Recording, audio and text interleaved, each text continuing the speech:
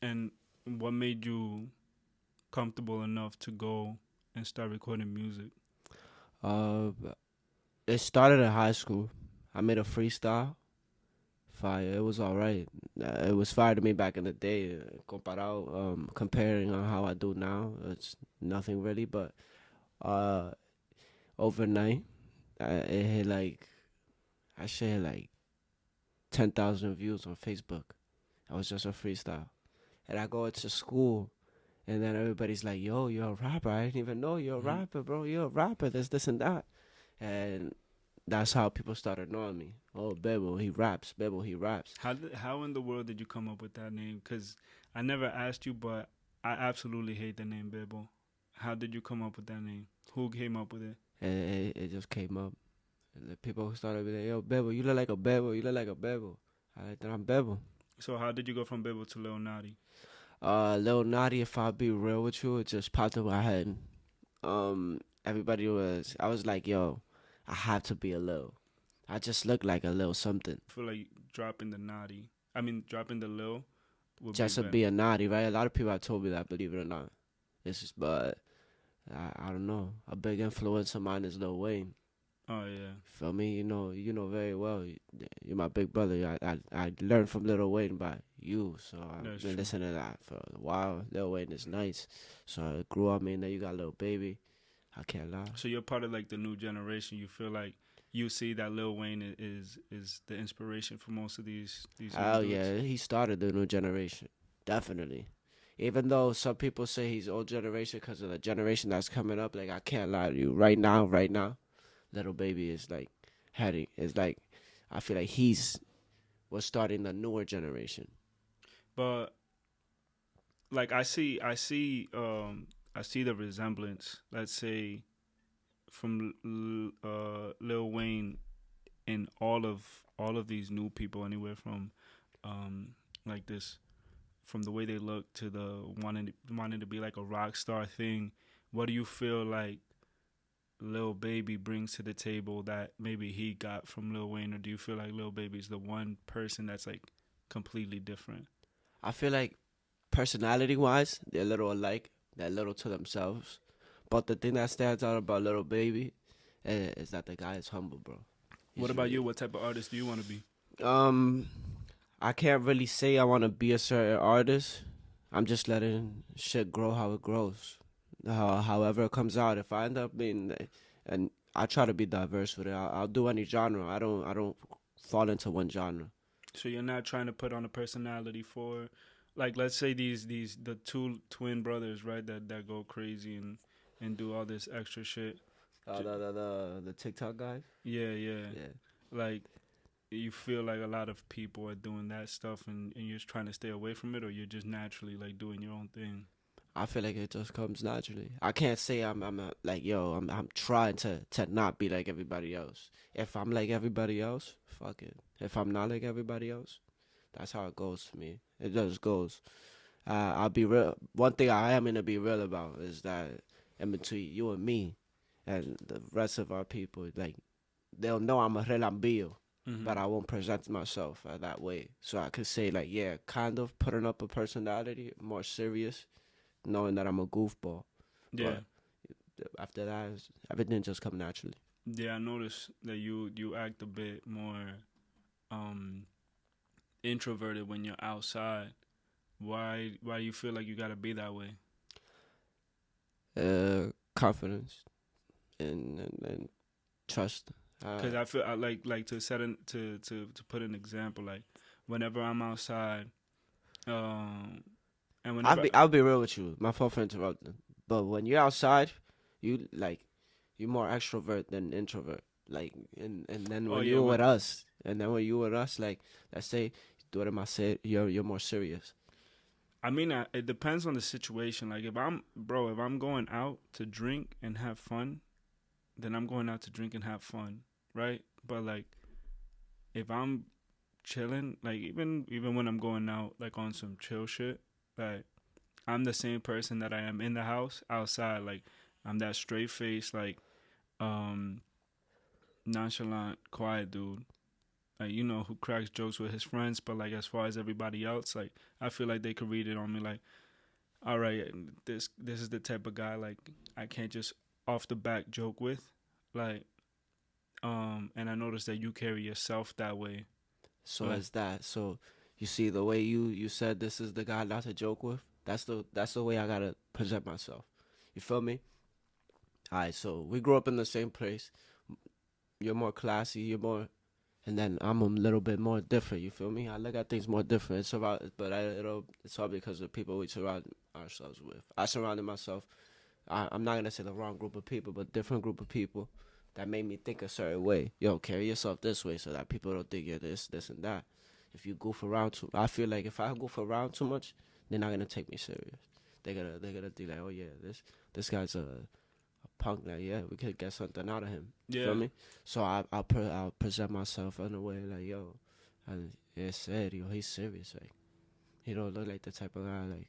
I mean, I'm glad that you learned that because I feel uh, like goofballs they I feel like goofballs like it's always great to have them around, but they're always gonna meet their cap Yeah, early, and that's nothing against them. Maybe they want to meet their cap early, but um, I feel like with a little bit of everything, like um, one guys don't really fear a person who doesn't take themselves serious. So I feel like you'll get tested more, and then women are more inclined to like put you in the friend zone and be over here like acting like out off the wall because you're not somebody that they could take serious, and you become like one of those where my hug at people. yeah, yo, where's my hug at? Exactly. So again, I'm glad that you learned that, but we've had conversations about something that you go through here and there, which was news to me. Um, do you feel like your anxiety, like, cause you work in like the night scene, and one day you told me that you had a little bit of a anxiety attack while you were working that one night. Do you feel like you carry yourself that way, or at least while you're at work, because of that? Because you like maybe if I'm too much in the scene, maybe I'm too much bouncing off the walls, like something can spark up. Yeah, I'll say that's probably part of it, cause sometimes I'll catch myself. Sometimes as I deal with anxiety and shit like that, it the more sometimes thinking is too much. Believe it or not, thinking is what causes it. Once you have too Yeah, much time to think, if you sit down and you have too much time to think, that's it. You're gonna find something to be anxious about. But sometimes when I'm in my head by myself, I'm just telling myself like, yo, you good. Like, yo, just hustle, just make the bread, and let's get out of here. Let's go home. Let's not play around, bro. when did that start though? Like when did you first like notice like, oh shit, something's going on with me as far as this? Um, it started. I was in the first time it ever happened ever. Yo, you know very well. I used to be a heavy smoker. Hmm. I used to smoke heavy. And one time I was just like I've seen and I've been around a lot of people that like they'll get it. Like they'll get high and then they'll start feeling anxious. They'll start getting like wicked. I've seen people drop like they look like they dying. Yeah, Like they'll look like they just fall. Like and I'll be there like, whoa, what's going on? Like I'm good. There's nothing wrong with the loud. There's nothing going on. And then one day I'm there and I'm on and I start feeling my heart pacing a little. hmm, And I started thinking, like, yo, there could be something wrong. yeah, There could be something wrong. So I hopped in a cab. I'm like, yo, let me just get out of this. See, I told the boys, yo, see y'all later. And I told them I was good. Nothing was going on. I'm gonna just go home. I'm tired. And from there, I go on, and I'm in a cab. And I tell the cab driver out of nowhere, it was like almost an impulse. I tell the cab driver, yo, I think you should take me to the hospital instead. And after that, it'll start like that. One thing that triggers it is me telling myself, I think we should go see a doctor. I think we should go to the hospital. Now it's gotten worse. There's a lot of things that trigger. It could be little things. It could be big things. But little things like me telling myself, like, oh, we gotta go see a doctor, that could trigger it. I mean, yeah, when you first started with it, like I was surprised, I was shocked because I feel like at least in our family that's something new. That's something that I haven't heard of happening in our family. I mean, I've seen it in other people, but you being such like an extroverted like type of person, I was really surprised to see it in you. And it was weird the way that it manifested because It went you from were something. you were nervous like to an extreme. Like you were over here like anxious like to the point where you wanted to keep going to the hospital and shit. And I feel like that's when I had to tell you like, yo, bro. I mean, you now you're doing it to yourself because you're gonna go to the hospital and you're gonna be like, oh shit, I'm surrounded by all these sick people, and then you're gonna be anxious about that and all of this other shit. How did you calm down? Like, what made you calm down? What's helped you like control that? Step one. It is step one, and I'll tell it to the people. Step one, know what you have. If you feeling weird, just tell yourself it's anxiety. And once you realize, and once you know, like, oh, that's it. It's just I'm tweaking, bro. I'm tweaking. It's anxiety. There's nothing wrong with me. Step one, actually, before that, is go to the doctors, get your physical. Tell them you feel like something's wrong. Get your physical, and once they tell you that everything is okay, just anytime you feel something weird, just go back to that result. Just go back to the doctor told me I'm healthy, I'm good. Yeah, And then step two is realizing like anything that's going on right now, it's anxiety. If you're overthinking right now, you had too much time to think to yourself, and now your brain is gonna run. I'm going through a little bit of anxiety. You're gonna be good. Don't tell yourself you're having an anxiety attack, because if you tell yourself you're having an anxiety attack, you're gonna have an anxiety attack. But my anxiety comes from a lot of different things, though. have you like researched it into it? Because you sound like knowledgeable, like you've done your own research Yeah, and I've stuff. done my own research. I try to. I'm trying to avoid therapy, because I've been through it. I went through it one time, Yeah, and I feel like it didn't really do nothing. but you feel like maybe it might be different as an adult, especially when you're the one seeking it Yeah, definitely. versus. I've seen it before. I've tried, but I just never show up to go to. I've gotten my referrals for it, but I just never show up, cause I know I know mentally I'm a strong minded guy. Bro. Yeah, I'm really strong minded, so I I know. mean that's what surprised me about it because I'm like, yo, I tried to I tried to lead by example as the older brother, and I feel like I'm very much like that, like strong minded, and I've like tried to teach you, Yeah, definitely. and I mean to be strong minded, and that we pretty much can get over any mental hurdle at least, like or and almost any societal hurdle just by like power of will, um, and thinking outside the box, or at least putting your mind to something and getting over it. So when I found out that you had anxiety, especially to the extent that you have it, I was surprised by that. But I also knew that one, I was gonna be there, and two, that that type of stuff that I tried to instill in you was still there. So again, um, you know, it's shit that everybody goes through in some way, shape, or form. But Everybody. I'm happy to see that you took it serious and you learned about it. Yeah, cause I took it serious, cause I started people. It became a disorder, man. Hmm. And that type of stuff is like you could usually tell yourself, like you could usually tell yourself, alright, this is starting to fuck with my life. How is it like being a dude that, not that you're in the street, but you know, like you hang out, like for example, you don't hang out with the type of people I hang out with, at least for the most part. Like the type of people you hang out with try to be more like fuck that, like I'm a dude, like nah, I can't fuck that shit, like fucking that type of people. At least I think I could be judging wrong. How was it like when you had to like, nah, like I'm kind of having a panic attack, or did you ever have that type of conversation with your friends? Yeah, I'll be real with you.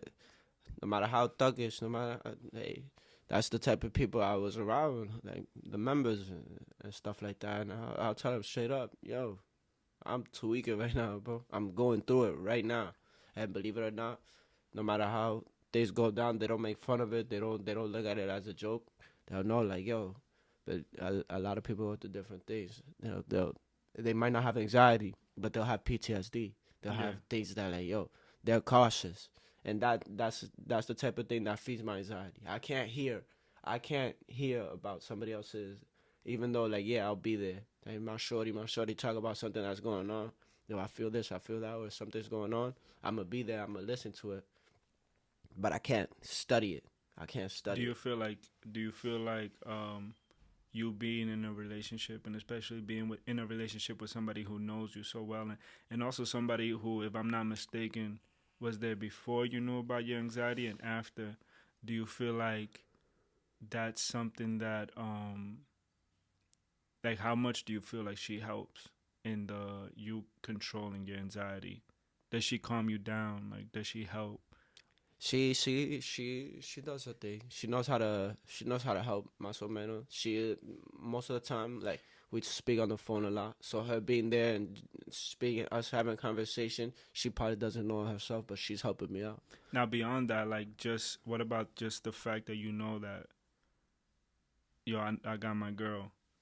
It helps a lot. It helps a lot. It calms me down a lot. I know I'm not alone. That's what's up. That is the best feeling because that's another trigger. Being alone for 2 months long, it's not good for my health.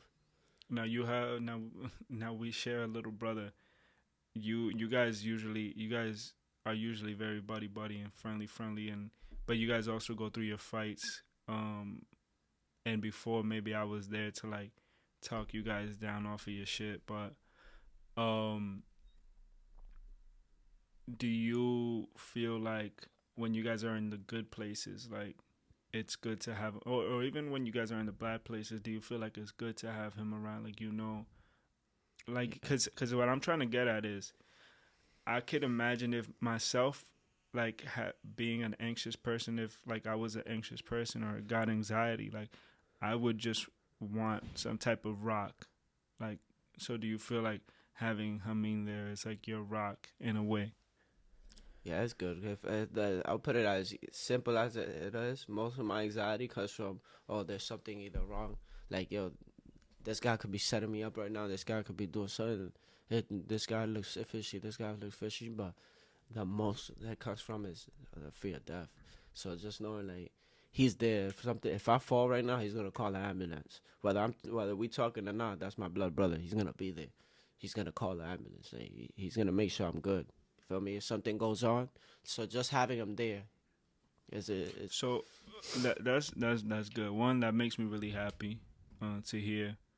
Um, and um, on another note, coming from a person who isn't scared of death at all, at least for myself, I'm not scared of my own mortality. I'm scared of, like, yours and my parents and my brother and my sister and obviously the family.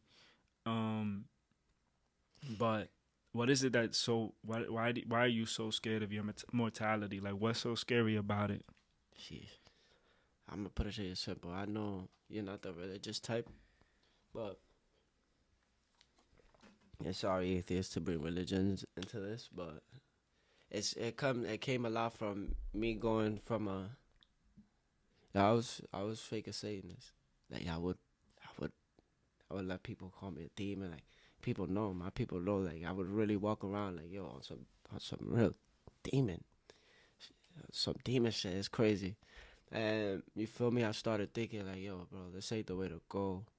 That's not the way to go, cause I'm over here worshiping, thinking that, not really worshiping. I didn't really worship it, but I'm over here glorifying it, Mm-hmm. not knowing if it's really there or not. And I started believing in it, and I started fearing like, yo, damn, I don't want to go to hell. So, all right, so we had a little bit of an interruption, but I asked you um, if you're scared now, if your anxiety was kind of caused because of the basically because of that, because you fed so much into that dark, like demonic bullshit that you didn't really believe in, but since you fed so much into it, once you started thinking of the repercussions of it and death and your mortality, that's when your anxiety started kicking in. Is that what you think it is? Yeah, I'll be real with you. It's kind of a psycho thought, but at one point, I was moving like I was immortal. I was doing what I was doing. I was moving like, yo, I can't. Feel me? Uh, things start to make you feel like you have power. A lot of things make you feel like you have power, especially when you moving in the streets, when you maneuvering in the streets and you start to feel like you have power. And just a couple But things. it's funny because Hameen used to act like that as well. I had to humble him, and I feel like something had to humble you. But I wonder where y'all got that, because I feel like our parents are not like that. And me personally, I've always been the questioning type. Like, don't get me wrong. Like, I've always been like, that's kind of like bullshit, or um, like the don't tell me what to do, or maybe a little bit more intellectual, like compared to the people that we were around. But I don't feel like any of us had that God complex that you and Hameen had at some time. Like, do you feel like you got that first and then Hameen just got it from you? Or what like where y'all get that shit? I don't consider anybody over or under me at all. So when you and Hameen start with this whole like God complex, or I'm better than people, or this, that, and the third, like it always baffled me, because yes, I've always been confident in my future successes, right? Like I've always said, like, yo, I'm gonna be successful. It doesn't matter one way or another. I know that I'm gonna be successful, right? But that's like a mindset of myself being successful. It's never been like I'm superior to people. So what makes you, or what made you at the time, feel superior to people? That was back there 2018, 2019. 2019, 2020. When you make a lot of money, bro, you start feeling like you that man. You start feeling like you that guy. I was in the strip clubs and the people that hated on me wasn't. I was doing this and they wasn't. So I'm like, yo, I'm better. I humbled myself a lot. One thing I would say for sure, I never looked at another rapper and told myself, hey, yo, I'm better than him. And if I did ever say, yo, I'm better than him, it's a joke. It's the same way I say you talk about somebody, I'll be like, I'll smack him. Yeah. Hey, it's just a joke, you feel me? But I don't look at myself better than anybody else. I don't the superiority came more from being a hustler. Like, yo, I got it out the mud. Hey, you feel me? And a lot of people say I came from nine. I ain't come from nine, bro. Yeah. And that's assured. You know that very well. We never really struggled like that. The more reason I struggled, that was my own thing. I went and I went outside with no money, so that was my struggle. That was my choice. You feel me? There's things that was my choice, and that's why I'll be like, yo, I got it out the mind, yeah, cause feel me, $5 a day, it wasn't gonna cut it for the way I was living, and the way the people around me was living. Everybody around me was making money. Everybody around me was doing this. I'm like, yo, all right, get on that wave.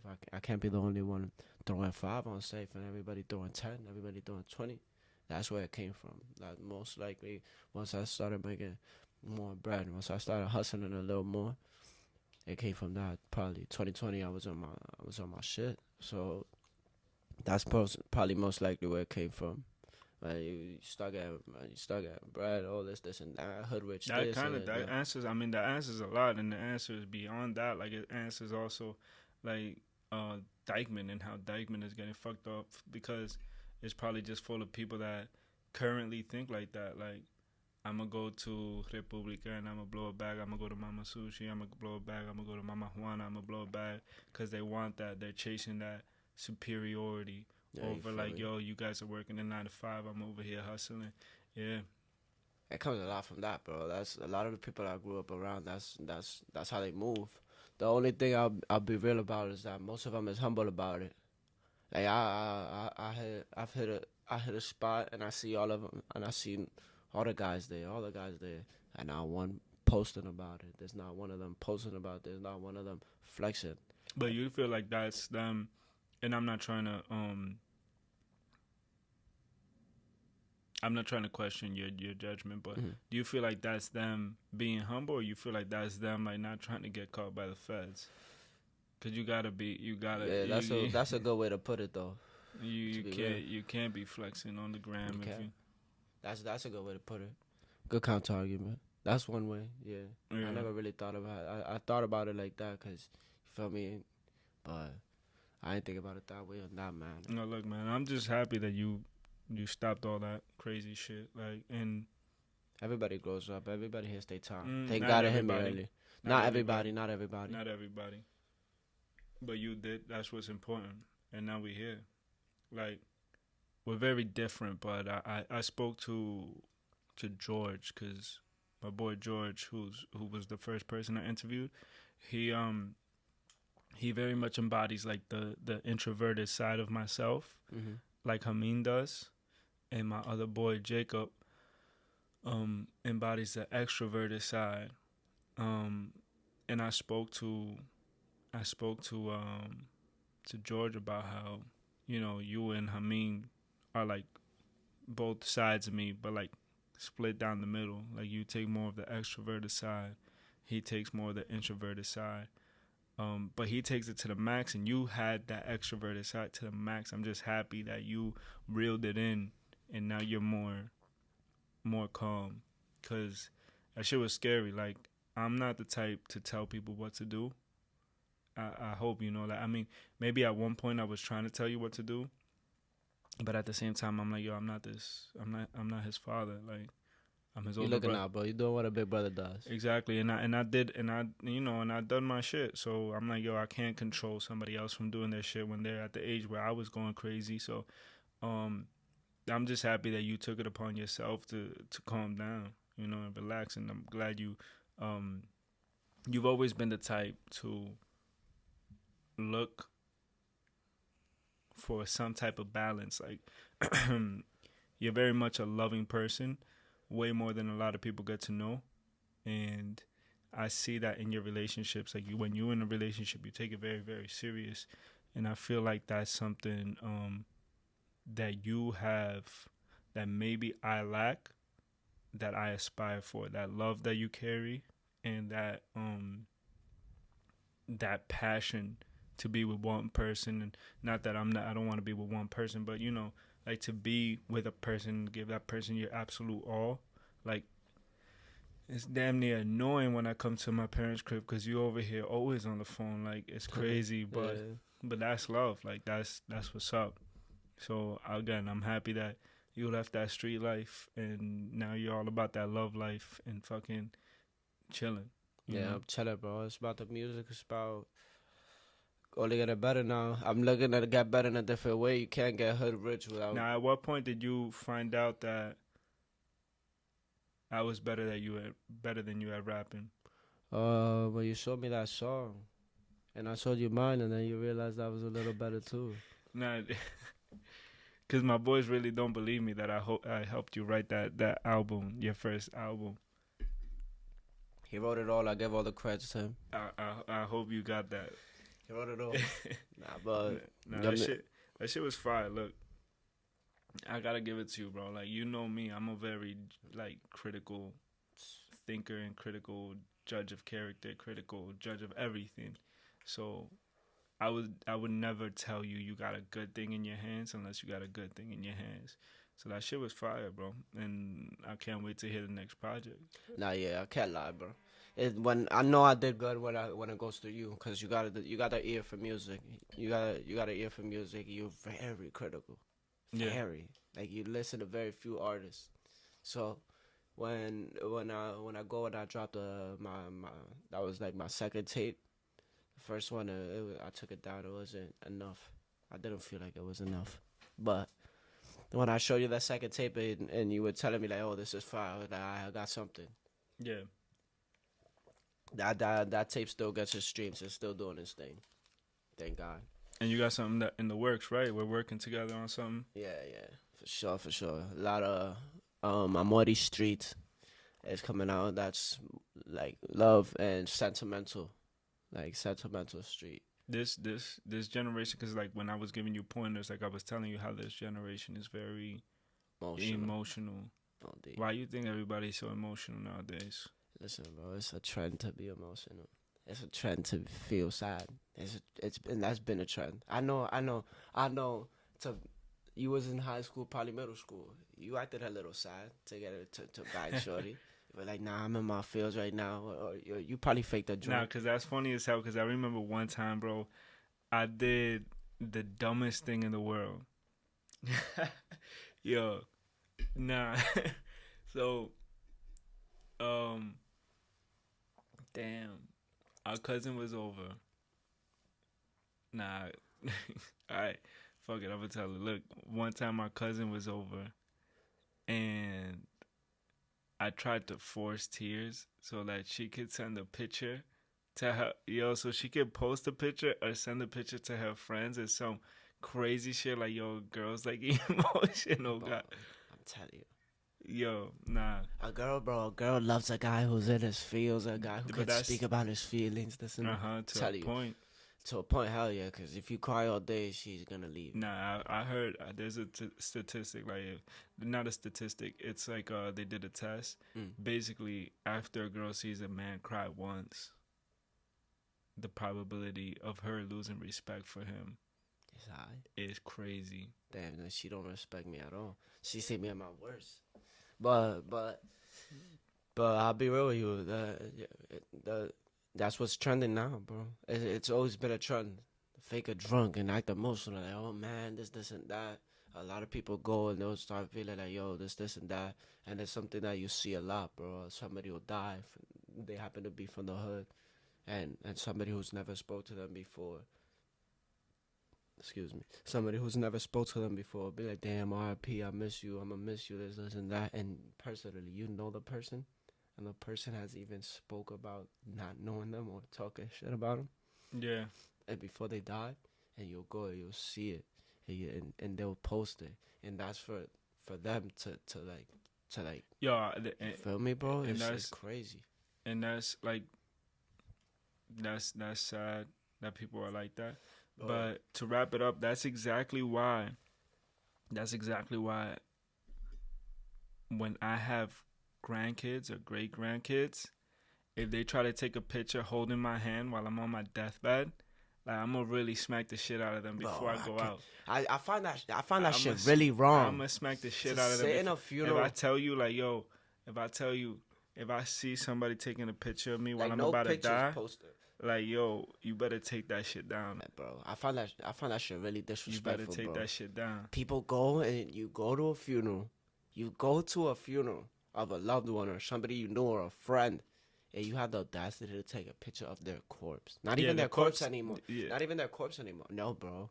That's wrong. The corpse is wild. Like, that's wrong. I've seen it. I've seen it a lot. I feel like taking a picture of you being there is acceptable. Nah, man. I feel like, I bet you take a picture outside of the funeral home, but you taking a picture on the ground, like taking a picture of the ground or the J's or whatever, you in the black suit and you in the funeral home, that's wrong. That's super wrong. That is super wrong. It is wild. I feel like you shouldn't. Social media has definitely ruined intimacy a lot to a max. To a lot, bro. It's gotten to the extent where I've seen people just post the corpse. Like, I never seen their grandma before until it was on the until it was there, bro. Like, that's crazy to me. Yeah, I don't feel like it's not right, personally. Yeah, if my great grandkids or my grandkids try to take a picture of me when I'm dead, or when I'm dying, like on my deathbed, I'm gonna really smack the shit out. That's gonna be the last thing I do. Anyways, yo, this was great, my little brother. This is the 3rd episode of the Small Marble Podcast. Sure. This is getting smooth. This is getting easier. To all the people that were here while I was struggling, we're not struggling no more. We're just doing this nice and smooth. Yeah, this is the Small Marble Podcast. I'm your host, Joel. This is my little brother, Lil Naughty. Lil Naughty. It's gonna be Naughty soon. I'm gonna convince him to drop that. But yo, Thank you for tuning in. We got a lot more shit coming soon. Again, I'm your host. This is my Small Marble Table, and this is the Small Marble Podcast. And thank you for watching. Don't take yourself too serious, motherfucker.